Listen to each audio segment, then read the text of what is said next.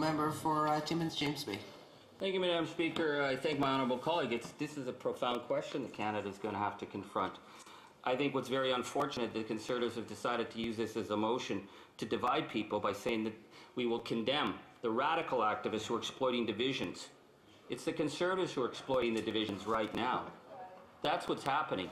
And as for these signed agreements, I would refer to Senator Murray Sinclair, who talks about the incredible, and I've worked on resource development projects. I've been involved in resource development projects. I've helped sign agreements, and these can be done in very good faith. But as Murray Sinclair said the other day, that when you're dealing with impoverished communities and you're being given promises, he says, as Paul Simon would quote, that they're just a pocket full of mumbles, such are promises.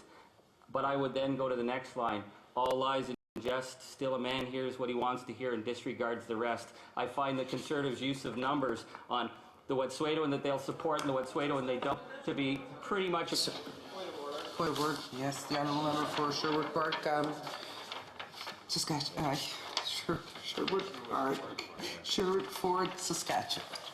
Well, thank you, Madam Speaker. There were many things about the member's initial remarks that would be defamatory if made outside the House, especially about the Leader of the Opposition, and we forbear during some of those comments, but in his most recent intervention, he's using the word lying in reference to other members. This is getting into debate.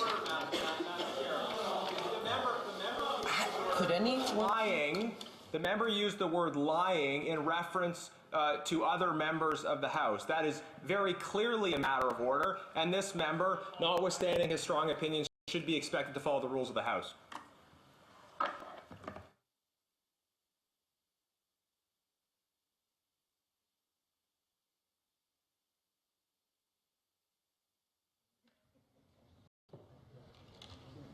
We will take a look. I didn't hear the word liar, so we will take a look at the Hansard, and we'll come back to the House if necessary. The Honourable Member for Timmins James Bay. Thank you. Well, I know the Conservatives are against so many things now. Now they're against Simon and Garfunkel. I quoted a lyric, Madam Speaker. I said, all lies and jest, still a man hears what he wants to hear, and he disregards the rest. I would say that that perfectly sums up my opponent, and I never called him a liar. No. He's just disregarding the facts. Yeah.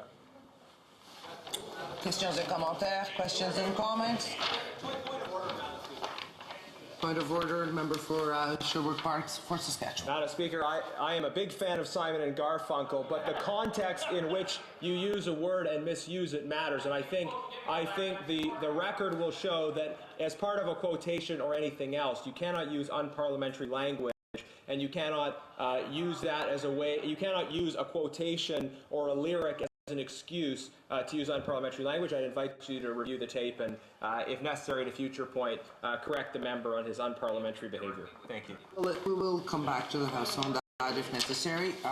The Honourable Member for Timmins James Bay.